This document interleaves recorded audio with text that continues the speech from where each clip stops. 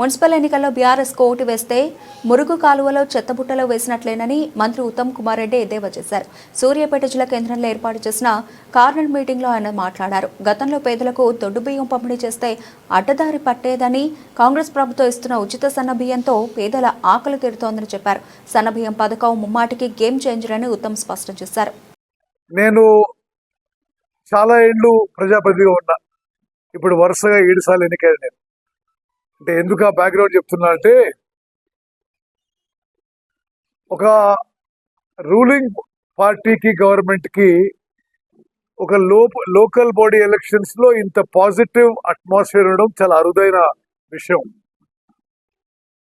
ఈ 2 ఏళ్ల పరిపాలనలో సంక్షేమ పథకాల్లో, అభివృద్ధిలో, ఒక మంచి గవర్నెన్స్ ఇవ్వడంలో, పరిపాలన ఇవ్వడంలో మరి ముఖ్యమంత్రి రేవంత్ రెడ్డి గారి నాయకత్వంలోని కాంగ్రెస్ ప్రభుత్వం సంపూర్ణంగా సఫలీకృతమైందని చెప్పి ప్రజలు భావిస్తున్నారు.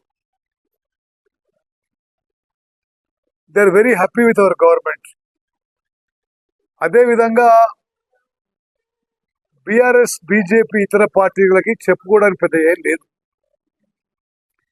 మేము ప్రత్యేకంగా ఫోకస్ ఏం చేస్తున్నామంటే, మీరందరూ చైతన్యవంతమైన జర్నలిస్టు. మీ అందరికి తెలుసు, పట్టణీకరణ దేశవ్యాప్తంగా కానీ తెలంగాణలో పెరుగుతుంది. అంటే ఒకనాడు ఎంత పర్సంటేజ్ పాపులేషన్ గ్రామీణ ప్రాంతాల్లో ఉండి, ఎంత పర్సంటేజ్ అర్బన్ ఏరియాస్లో ఉండే, క్రమంగా అర్బన్ ఏరియాస్లో పర్సంటేజ్ ఆఫ్ పాపులేషన్ పెరుగుతుంది. మేము మా ఫోకస్, మా ప్రభుత్వాన్ని ఈ 3 ఏళ్లలో, ఆ తర్వాత 5 ఏళ్లలో కూడా మేమే మళ్ళీ గెలవబోతున్నాం. ఈ పట్టణ ప్రాంతాల్లో, మున్సిపల్ కార్పొరేషన్స్ లో, మున్సిపాలిటీస్ లో అత్యాధునికమైన ఇన్ఫ్రాస్ట్రక్చర్ క్రియేట్ చేయబోతున్నాము. హైదరాబాద్ లాంటి మహానగరం నుంచి మెట్పల్లి లాంటి మున్సిపాలిటీ వరకు will create the best possible infrastructure. రోడ్లు, డ్రైనేజు, విద్య, వైద్య, విద్యుత్ విషయంలో ఈ అర్బనైజేషన్ జరుగుతున్న సందర్భంలో కొన్ని వేలాది కోట్లు ఈ అర్బన్ ఏరియాస్ లో ఇన్ఫ్రాస్ట్రక్చర్ డెవలప్మెంట్ కి కేటాయించి హై ప్రయారిటీ ఇవ్వబోతున్నాము. ప్రజలు కూడా గమనిస్తున్నారు.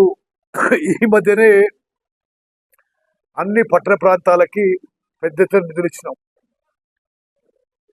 అదేవిధంగా మేము గతంలో కంటే సంక్షేమ పథకాల విషయంలో కూడా ప్రజలు చాలా హ్యాపీ ఉన్నారు. గతంలో దొడ్డు బియ్యం ఇచ్చేది, ఇప్పుడు మేము ఉచితంగా 6 కిలోల సన్న బియ్యం ఇస్తున్నాం. గతంలో రేషన్ కార్డు ఆపెట్టిండ్రు. మేము వచ్చిన తర్వాత మరో 40 లక్షల మందికి కొత్తగా రేషన్ కార్డు లబ్ధిదారు చేసినాం. మరి ఇప్పుడు మహిళలకి ఆర్టీసీలో ఉచిత బస్సు ప్రయాణం. అదేవిధంగా విద్యుత్ బిల్లు భారం నుంచి ప్రజలకి ఊరట కలిగించి 200 యూనిట్ల వరకు బిల్లు కట్టిన అవసరం లేదు.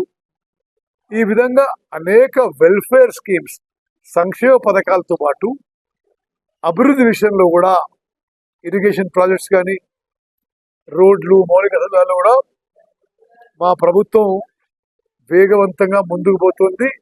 ప్రజల్లో ఒక మంచి అట్మాస్ఫియర్, వైబ్స్ ఉన్నాయి. తప్పనిసరిగా ప్రజలు ఒక పాజిటివ్ అట్మాస్ఫియర్తో ఉన్నారు. ఈ మున్సిపల్ ఎన్నికలు గెలవబోతున్నాం. 2028